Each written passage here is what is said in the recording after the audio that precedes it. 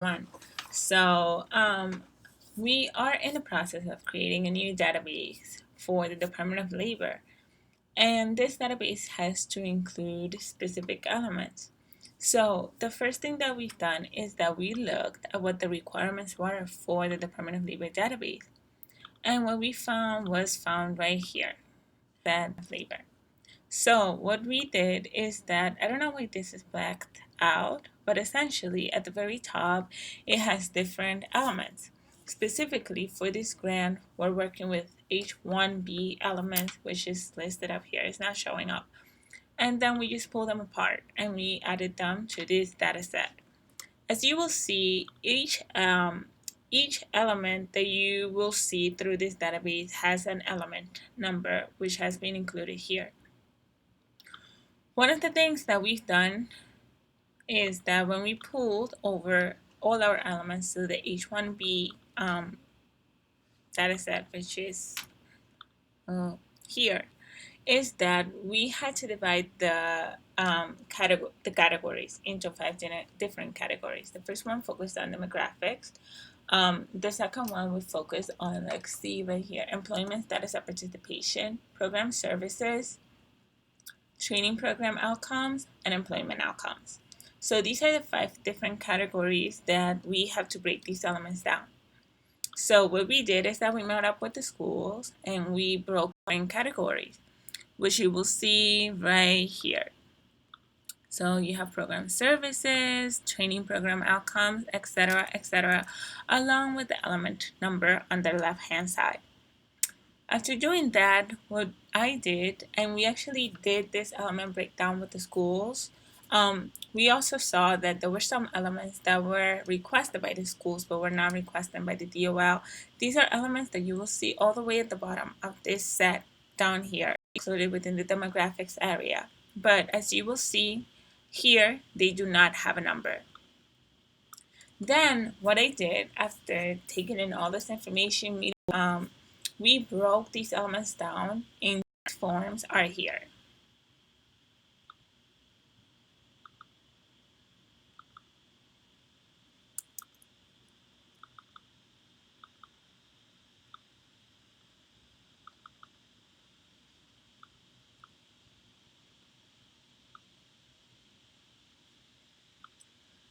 Okay. We broke these forms down into two forms. The first form is Form 1. Form 1 is a form that you're actually going to give to the student during the information session. So you will go to the information session, talk about your program, and then if the student is still interested, here, fill out this form. It's the first part of our application. The form includes information like first name, last name, address, and all the other elements that the schools requested to be in that first interaction that they have with the student during the information session.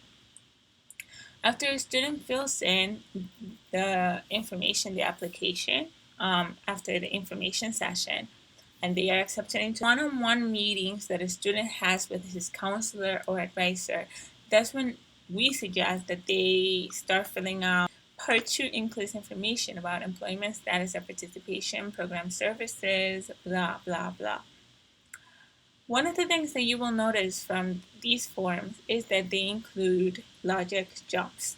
Logic jumps are really, if you answer yes to one question, you can either skip this section or go to these different questions that are follow-up to that original question.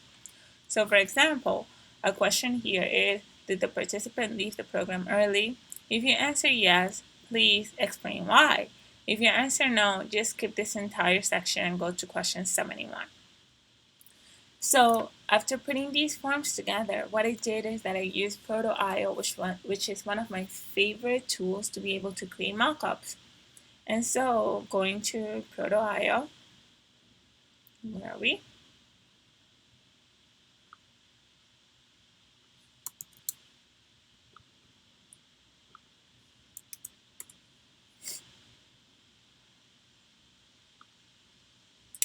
Proto.io is going to provide just really a very usable, clickable overview of how I expect these forms to be represented in the online version of this website. So first thing first, let's get started. So the first thing that I imagine once I go into the home page is of course the CUNY TechWorks logo on the upper right hand side. Username, password, I click in, I log in. After I log in, I want to be able to see a whole list of all the students that are in my program. But let's say that specifically I want to be able to work with Aaron. Aaron likes the and has been accepted, and I'm going to be having my first one-on-one meeting with him tomorrow. So how I expect this website to work is that after I've logged in, now what I want to be able to do is I want to work on Aaron's application. So I'm going to go on the search bar and I'm going to type Aaron. After I type Aaron, Aaron's name will come up. Let's say, for example, that you have 5 different Aarons in your program, but you want to be able to work with Aaron Arberg. Rather than having to scroll down the list, I will just type Aaron or Arberg, and that name will come up, and that will be the first thing I see. So I see Aaron's name. I am going to click on it to be able to see his profile. Once I click on Aaron's profile, I am able to see all the information that has been inputted from part 1 of his application. So as you will remember, let's see, where are you? This is the application 1, and it is directly from this part. So part 1 is information such as first name, middle initial, last name. So here we have first name, middle initial, last name. Now let's say that because of my one-on-one, I want to fill in all the information for part 2. So part 2 is not this one. It is right here. So employment status of participation. So I am going to go to employment status of participation. Fantastic. And the question that is the first question, is the participant considered underemployed? Let's say, oh, I can't remember what that means. Here it is. Is the participant considered unemployed? I want there to be a little question mark button that will provide all this information that will supplement my ability to effectively answer questions. Then I click on save after I am done clicking yes or no. Then let's say that I want to go to program services. Here, all the questions are organized in the same way as they are on the form. Have you previously received incumbent worker training as part of a government grant? Have you previously received incumbent worker training as part of a government grant? And then here I will have asterisk. I have 2 here. Oops. And then after I answer the form, I want these buttons here to be fixed so that as I scroll down, the buttons will move with me. And if I am done here and then I have to step out of my computer, I can very quickly click save and it will push all the information I currently have into the database. And then as I go down,